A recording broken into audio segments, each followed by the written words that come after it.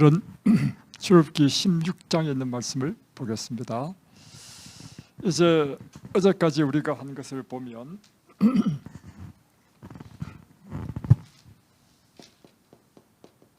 출애굽한 이스라엘 백성이 이제 홍해를 건넜죠.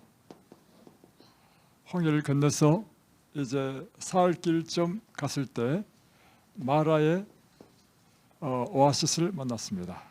마라를 만났는데 그 물이 썼죠. 그래서 사람이 먹을 수가 없었죠. 그래서 하나님께서 백성들이 하나님께 원망할 때 하나님께서 이 마라의 물을 달게 하셨습니다. 그 방법은 모세에게 나뭇가지를 던지라. 그래서 이 나뭇가지를 던지니까 이 물이 달아졌습니다. 이 나뭇가지는 누구를 상징한다고요? 예, 우리 인생이 썬물이 되었을 때, 우리는 다 물통이잖아요. 여러분이 병들었다는 것은 여러분의 물이 쓰게 됐다는 것입니다. 그럴 때 우리를 고쳐주시는 분은 누구시라고요? 예수님이시라는 것입니다.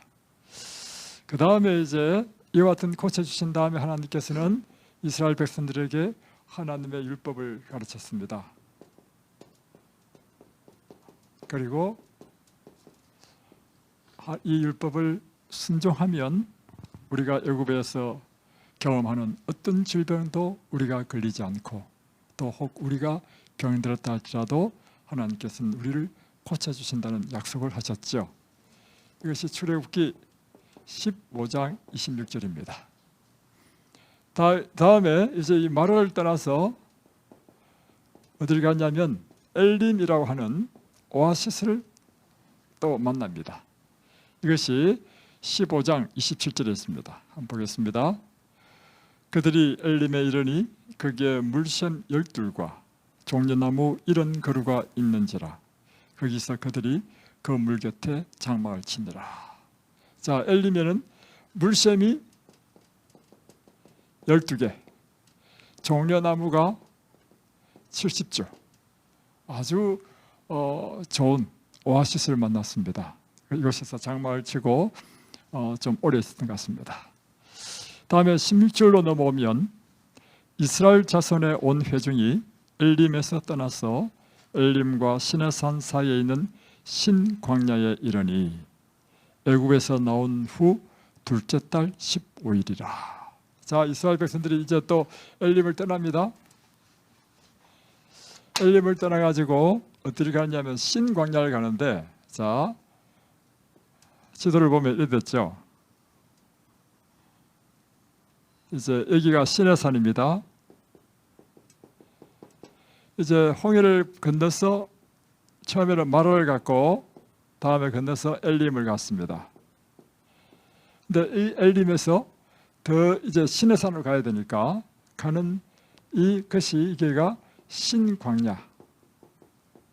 이제 광야를 이제 통과할 때였습니다. 자, 근데 이때가 유대력으로 2월 15일이라는 것입니다. 원래 애굽에 숫곳이 있었죠. 숫곳에서 출애굽한 때는 언제였죠? 예, 1월 15일이었습니다. 그러니까 딱 한 달 된 때죠. 이 한 달 될 때 이제 신광야에서 일어난 사건을 이야기하고 있습니다. 어떤 사건이 일어났는지 한번 보겠습니다.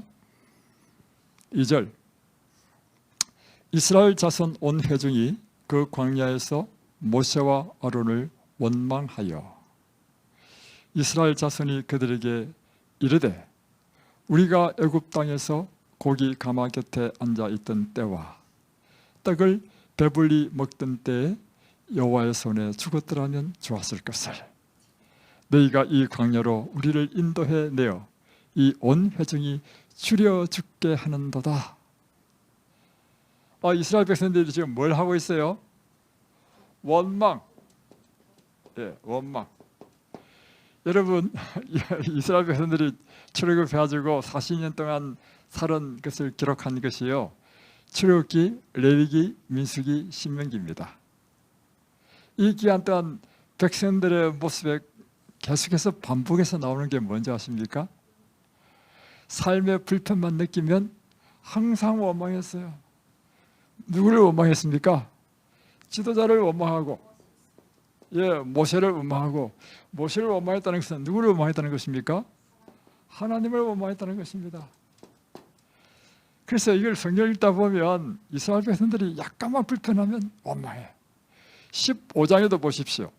여기 보면 24절, 백성이 모세에게 원망하여 이르되 우리가 무엇을 마실까? 마라에 와가지고 물이 있으니까 또 모세를 원망했어요. 이번에는 또 신광야에 가니까 또 이제 원망한 그 이유를 한번 보겠습니다. 3절 보면, 16장 3절에 보면 온 회중이 줄여 죽게 하는 거다. 이제는 먹을 것이 없다 이거예요.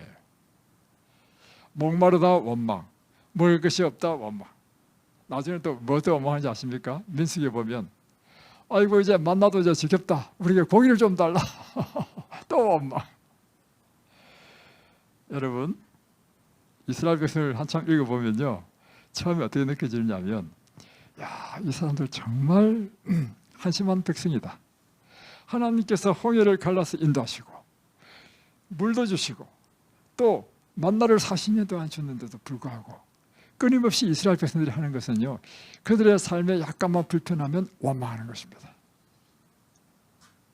그런데 이 모습이 가만히 있다 보면요, 나중에는 누구 모습으로 보이냐면 우리들의 모습이야. 네. 여러분, 그래서 우리가 이 출애굽의 역사에서 배울 것은요, 이 출애굽은 무엇을 좀 나타내고 있습니까? 우리가 사실은 죄의 세상에서 구원받아 가지고 하늘 가나안 땅까지 가는 그 여정에 있는 이 세상의 삶이 지금 출애굽기, 레위기, 민수기, 신명기의 이야기입니다.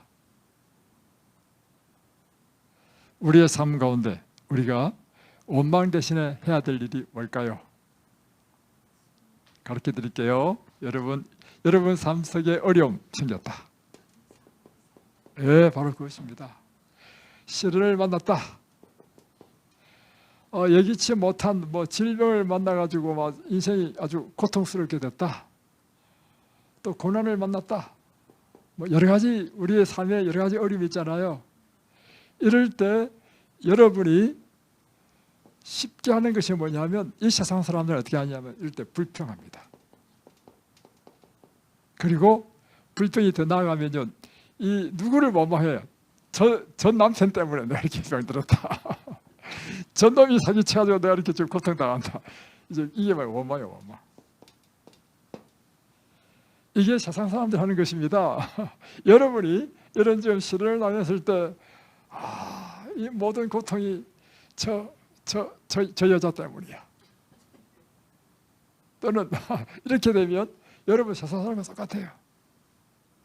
여러분이 하나님을 믿는 사람이면 어떻게 해야 되느냐면요, 불평 대신에 감사, 원망 대신에 감사.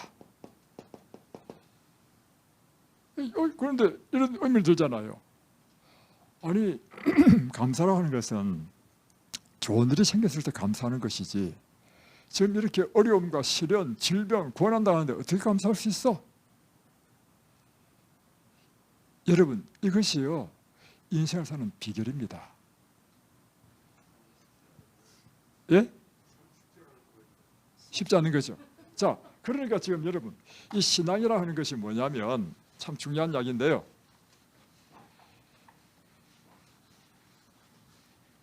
신앙이라는 것이요, 이 세상에서 우리가 당하는 이럴 때 우리의 성정, 우리에서 일어나는 자연적인 감정, 그리고 세상 사람들 하는 것처럼 똑같이 하게 되면 여러분이 하나님 믿는 것과 믿지 않는 것 차이가 뭐 있습니까? 똑같죠? 그러면 하나님 믿는 사람의 특징이 뭐냐? 이 세상 사람들이 이해가 안 되는 사람이 돼야 돼. 이 세상 사람들이 이해 안 되는 사람이 된다는 의미는 뭐냐면, 불평할 수밖에 없고 원망할 수밖에 없는 때 오히려 하나님 믿는 사람은 감사하고 찬양하는 거예요. 그리고 또 기뻐해. 그러면 세상 사람들이 볼 때, 이 사람 이해가 안 되네. 자, 그러면 어떻게 하나님 사람은 이런 불평할 수밖에 없는 상황 속에서 감사할 수 있을까요? 이게요. 그래서 여러분, 이게 놀라운 이게 신앙의 힘인데요. 우리가 예수님의 십자가를 바라보면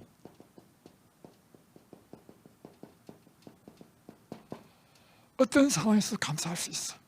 자, 여러분, 그래서 여러분, 우리 신앙은요, 한마디로 딱 표현하면 십자가입니다. 이 십자가의 이 도를 깨닫지 못하면요, 여러분 백날 예수 믿어도요 다 헛것이야. 자, 십자가를 바라보면 왜 이런 때도 감사하고 찬양하고 기뻐할 수 있을까요?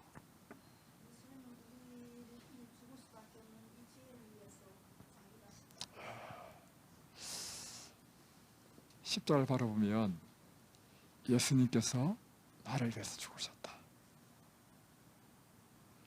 이 사실만 딱 생각하면요, 내 삶의 어려움, 고난, 이건 아무것도 아니에요.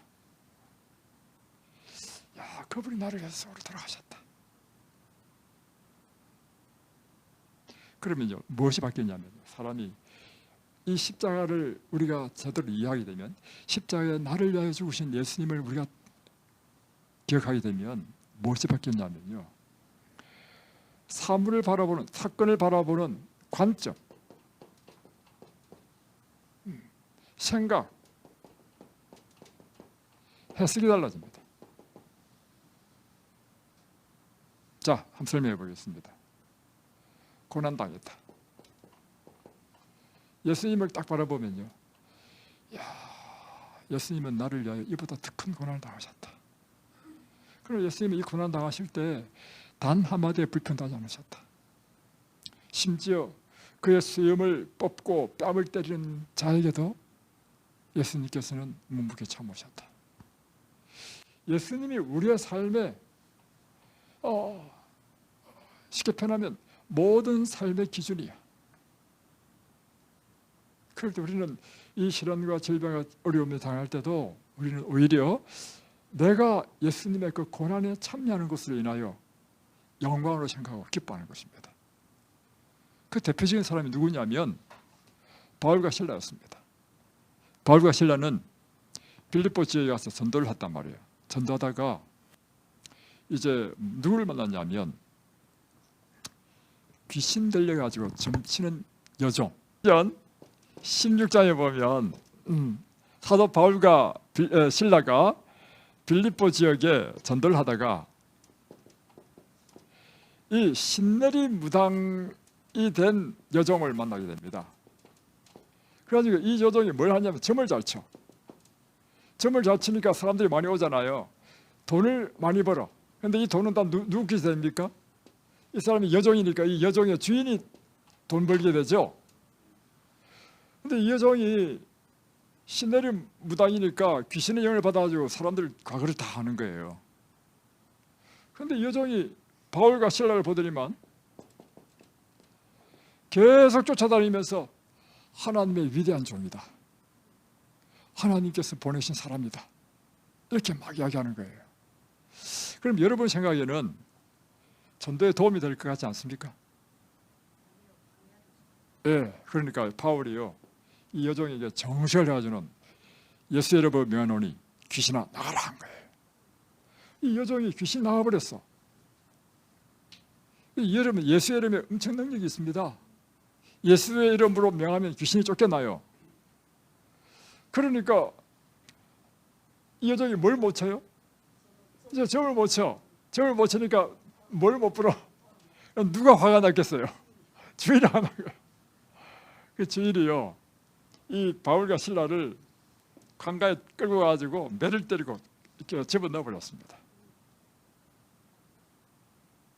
그래서 지금 바울과 실라가 매를 엄청 맞고 피투성이 된 채로 감옥에 쳐넣어지게 됐단 말이에요. 그럼 여러분이 지금 바울과 실라가 뭘 당하고 있습니까? 고난과 시련을 당하고 있죠. 근데 그 밤에 바울과 실라가 한 일이 뭘 했습니까? 하나님께 감사하며 찬양했습니다. 이럴 때 왜 바울과 실라가 감사하고 찬양할 수 있죠? 바로 그렇습니다. 내가 누구를 생각하니까 예수를 생각하지 않으면요 불평합니다. 근데 예수를 딱 생각하니까, 예수님 십자가 그러니까 예수님께 십자가 죽으셨다, 나의 죄를 위하여. 내가 예수의 그 고난에 내가 참여하는 것이 나의 특권이라. 그래서 기뻐하고 찬양한 거예요. 그랬더니 어떤 일이 일어났습니까? 밤중에 지진이 일어나가지고 막 오물이 다 열려버리고 여러분이 이와 같이 정말 이 시련과 고난에 불평과 원망 대신에 하나님을 기뻐하고 찬양하면요 여러분 세계에 지진이 나고 기적이 납니다. 그래서 여러분의 관점이 바뀝니다. 생각이 바뀌고 해석이 달라집니다. 시련과 고난을 당할 때 어떻게 해석되는지 아십니까? 하나님께서 나를 저주하신 것이 아니고 하나님께서 나에게 무엇을 가르치시려고 이런 일을 주셨나? 생각이 달라져.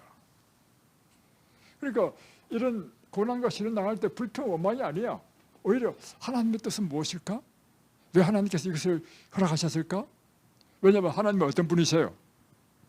항상 우리에게 가장 좋은 것만 주시는 분이 하나님이라는 거예요. 여러분께서 첫 번째 기억해야 될 게 있습니다. 뭐냐면 여러분이 갖고 있는 하나님이 어떤 분이시냐 하는 이 하나님에 대한 관이요 여러분의 인생을 결정짓습니다. 여러분이 평생 하나님 믿어도요 하나님을 잘못 오해하면 여러분 하나님 믿어도요 이 세상 사람과 똑같이 사는 거예요. 자 보십시오. 하나님은 어떤 분이시다? 제가 한번 정의해 보겠습니다. 하나님은 정말 사랑의 하나님이시다. 그분 우리를 가장 좋은 길로 인도하신다. 특별히 저에게는요 하나님은 이 세상에 70억 인구 가운데 나를 가장 사랑하신다. 이게 제가 믿는 믿음입니다. 진짜로요. 그래서 물론 저는 이 세상에 얼마나 잘난 사람 많습니까? 이 세상에 얼마나 축복받고 뭐 권세 있고 똑똑하고 뭐 그런 사람 얼마나 많습니까? 나에게는요 그거와 관계없이 다른 사람 아무리 잘생기고 잘나고 뭐 부자고 그거 나하고 관계없어. 지금 계속 이제 별이 보이고 이 하얀 게 보이고 끝자가 보이는 거라 걷지도 못하고 그래가지고 하나님께 간절히 됐습니다. 이 하나님 도대체 저에게 왜 이런 일을 허락하셨습니까? 지금 제가 설교를 해야 되는데 어떻게 하지요? 그런데 놀랍게도요 보십시오.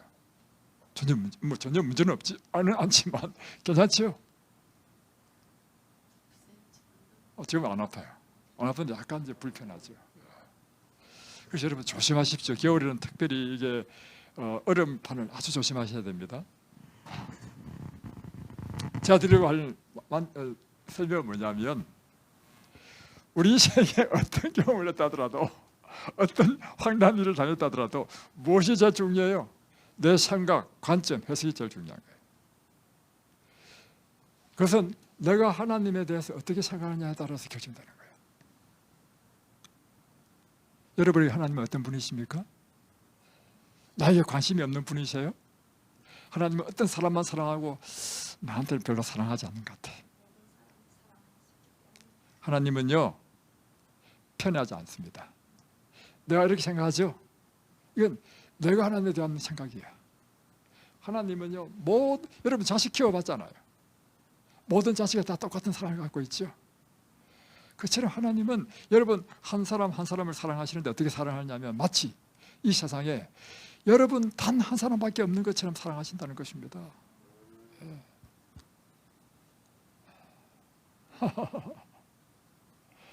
왜 나만 겪는 고난이냐고 슬퍼하지 마세요. 노래도 있어요, 여러분.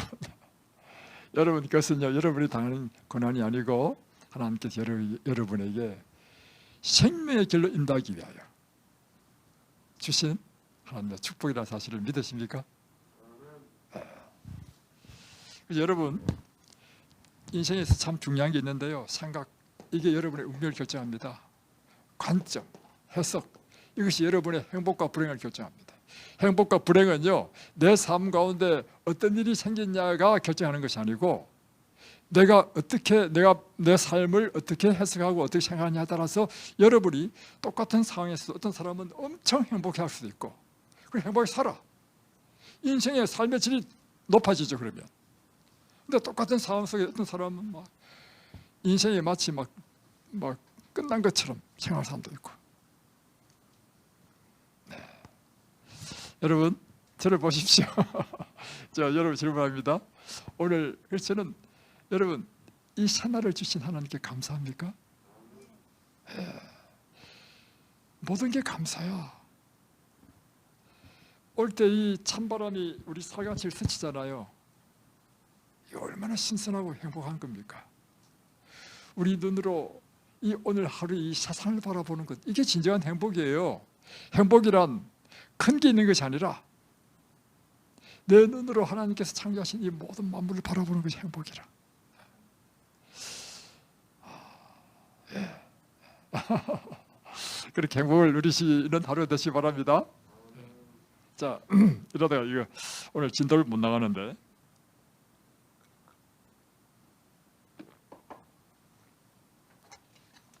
자,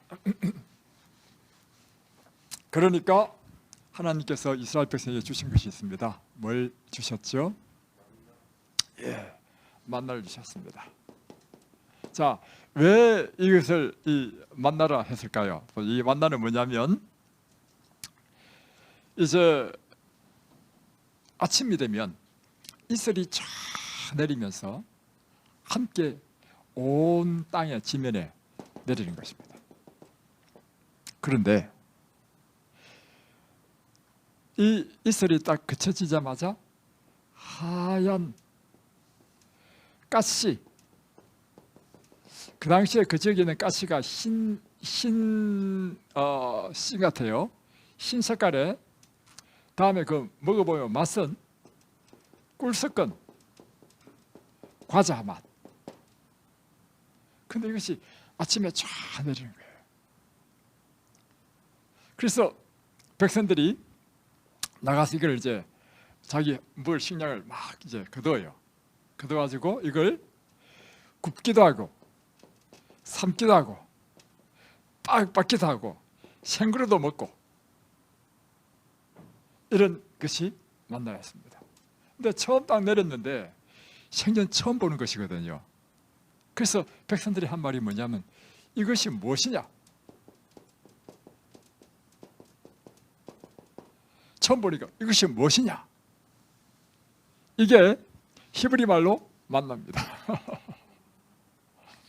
그냥 만나러 하는 것은 특별한 이름이 아니고, 이것이 무엇이냐 하는 그 자체가 만나야. 그런데 자, 이 만나를 주실 때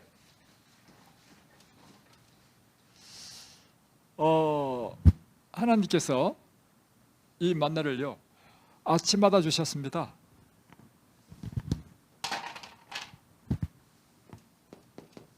근데 이 아침에 내렸는데 햇볕이 쫙 쬐면 이 만나가 쓰러져 버려. 그러니까 만나는 언제 그대야 됐습니까? 예, 아침 일찍 해 뜨기 전에 그대야 됐습니다. 다음에 또 만나는요 특징이 있는데, 날마다 사람의 명수대로 한 호멜씩 그대로 했거든요. 한 호멜은 2.2리터입니다.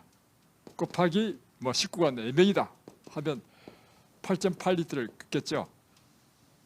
그런데 내일은 오늘 이틀치를 다 거두고 내일은 그냥 좀 쉬고 싶다 해가지고 17.6리터를 거뒀어. 내일 안 나가려고. 그러니까 어떤 일이 생기냐면, 오늘 먹고 남은 것은요 다 벌레가 생기고 냄새가 나.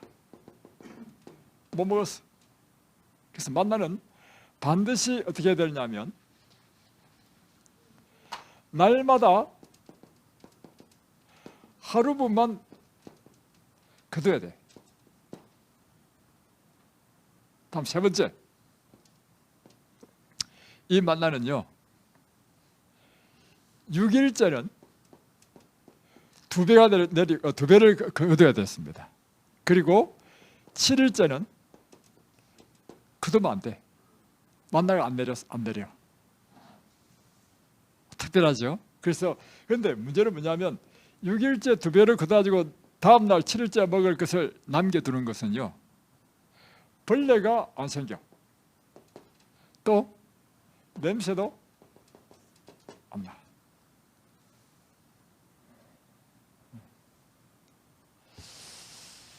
그리고 7일째 먹어도 관계없어. 근데 사람들이 이제 7일째 나가봤단 말이에요. 나가보니까 만나가 없어. 참 놀랍죠. 다음 네 번째, 이 만나가 언제까지 내렸느냐? 40년 동안 내렸습니다. 이 이야기는 뭐냐면 40년이 끝나면 만나가 끝났다는 것입니다. 언제 끝났죠? 예, 이제 이스라엘 백성들이요, 만나가 필요 없게 됐을 때, 이제 땅의 소산을 먹게 되었을 때 하나님께서 만나를 딱 그만 내리게 했습니다. 다시 말하면 가나안 땅에 이 여호수아 5장이 나오거든요. 한번 찾아볼까요? 여호수아 5장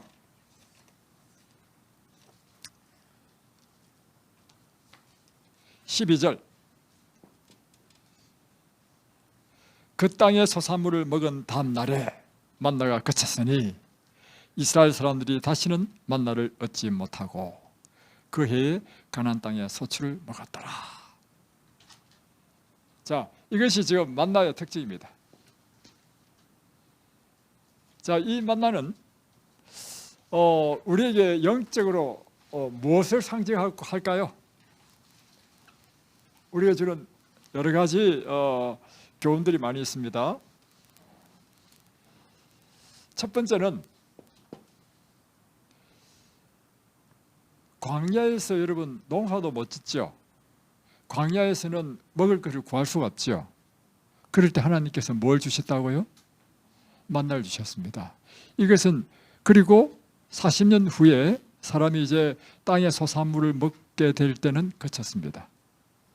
이건 여러분에게 무엇을 의미하나요?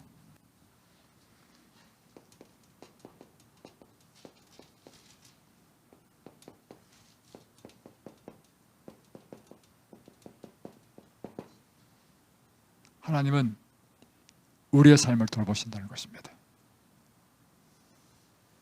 이 만나의 교훈은요, 우리가 하나님을 믿고 하나님의 백성이 되면 이제 하나님께서는 우리의 먹고 사는 모든 문제를 책임지신다는 것입니다. 그리고 40년 동안 어디야 민수기 어디 신명기에 나오나요? 거기 보면 옷도 해지 않았고 40년 동안 신발도 낡지 않았다. 이야, 참 놀랍지 않아요? 그래서 첫 번째 교훈은 뭐냐면 이 만나는요, 여러분의 먹고 사는 문제는 하나님께서 해결하신다는 것입니다. 그래서 예수님께서 산상수훈에 보면 6장에 보면 이렇게 나오잖아요. 사람들의 고민이 뭡니까? 사실은 먹는 게 제일 큰 문제야. 그래서 요즘 이런 말 하잖아요. 요즘 뭐 못 먹고 사는 사람이 있나? 아닙니다, 여러분. 요즘 사람들이 이렇게 바쁘게 사는 이유가 뭡니까? 사실은 먹고 살기 위해서 하는 거예요. 먹고 살기 위해서. 이게 최고의 관심이라. 그래서 예수님께서 산상수훈에 보면 이렇게 말씀하시잖아요. 무엇을 먹을까? 무엇을 마실까? 무엇을 입을까? 염려하지 말라. 이렇게 말씀하신 이유는 세상 사람들의 모든 염려는 무슨 염려이기 때문에 먹고 마시고 입는 게 최고의 문제야. 그러니까 예수님께서 하신 말씀이 이것은 너희 천부께서 너에게 있을 줄 다 안다. 저 공중의 새를 보라. 누가 먹이시느냐. 저들의 백합화를 보라. 누가 입히시느냐. 하물며 내릴까 보냐. 이게 하나님의 강력한 말씀이죠. 여러분, 그래서요, 하나님을 믿고 산다는 삶은요, 뭐냐면 하나님이 나를 돌보신다는 걸 믿는 겁니다. 두 번째, 이 만나는요, 우리에게 무슨 영적인 의미를 갖고 있냐면 영적인 양식을 먹으라는 것입니다. 이게 요한복음 6장 48절부터 한번 보겠습니다.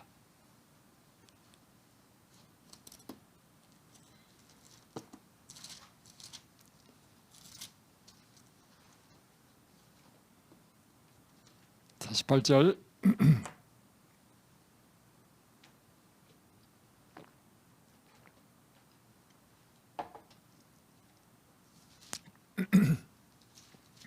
내가 곧 생명의 떡이니라.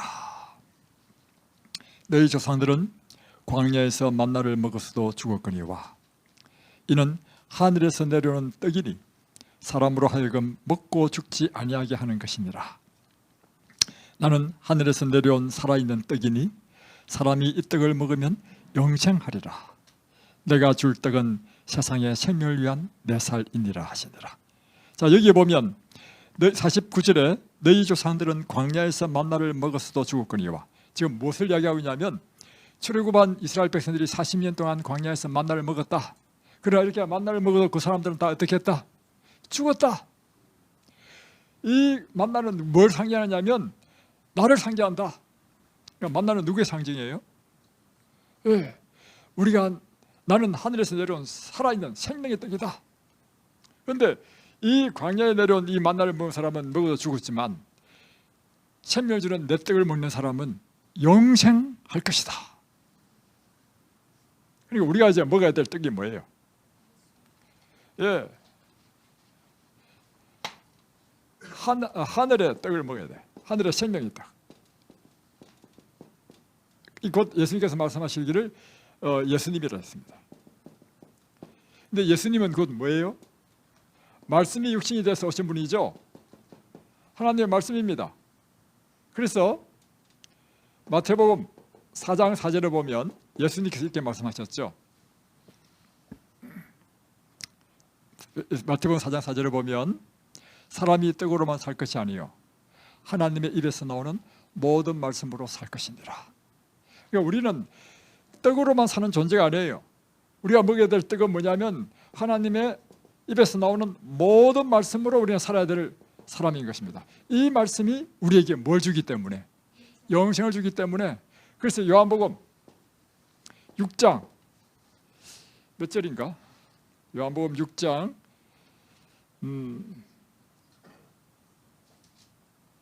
살리는 것은 영이니 육은 무익하니라. 63절이죠. 63절. 예수님께서 말씀하시기를 살리는 것은 영이니 육은 무익하니라.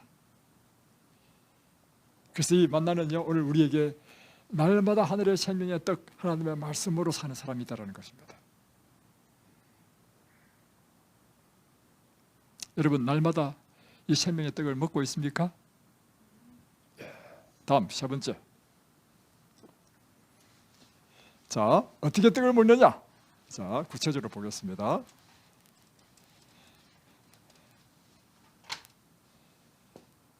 이 만나가 이른 아침에 만나를 걷어야 돼. 해가 뜨면 만나는 다 쓰러져 버려요. 이것은요, 우리가 하나님의 생명의 떡, 하늘의 말씀, 이 말씀을 먹되 언제 먹어야 되느냐 하면 이른 아침에 이 말씀을 먹어야 돼. 물론 우리가 낮에도 볼 수 있고 밤에도 보고 다 하잖아요. 그런데 낮에 밤에 하는 건 하더라도 반드시 빠뜨리지 말아야 될 것은 뭐냐면 이런 아침에 하나님의 말씀을 먹는 것을 하셔야 된다는 것입니다. 여러분이 그런 경험 안 했습니까? 제가 경험해 보니까 이렇더라고요. 하나님의 말씀을 이런 새벽에 볼 때 하고, 다음에 오전에 볼 때 하고, 오후에 볼 때 하고, 저녁에 볼 때 비교를 해보니까요, 새벽에 볼 때 하늘의 영감이 막 넘쳐. 하늘의 영감이 막 얼마나 넘치는지 몰라. 그런데 오전에 보면 이런 새벽보다는 못하지만 그래도 괜찮아. 오후에 가면 읽어도 이게 지식적으로만 들어오지 영적으로 이렇게 감동이 별로 없더라고. 저 해보니까 저녁은 더 그렇고. 그래서 여러분, 하나님의 말씀을 이런 새벽에 일어나면 제일 먼저 하셔야 될 일이 뭐냐면 하나님의 말씀을 생명의 떡을 먹으십시오. 자, 이제 마지막 한 가지를 더 한다면 이것입니다. 만나에 우리를 주시는 교훈은 뭐냐면 세 번째는 이 만나를 통해서 하나님께서 하신 말씀이 있습니다. 이렇게 말씀하셨죠. 자, 출애굽기 다시 넘어갑니다. 16장 4절. 이때 여호와께서 모세에게 이르시되 보라, 내가 너희를 위하여 하늘에서 양식을 비같이 내리리니 백성이 나가서 일용할 것을 날마다 거둘 것이니라. 이같이 하여 그들이 내 율법을 준행하나 하지 아니하나 내가 시험하리라.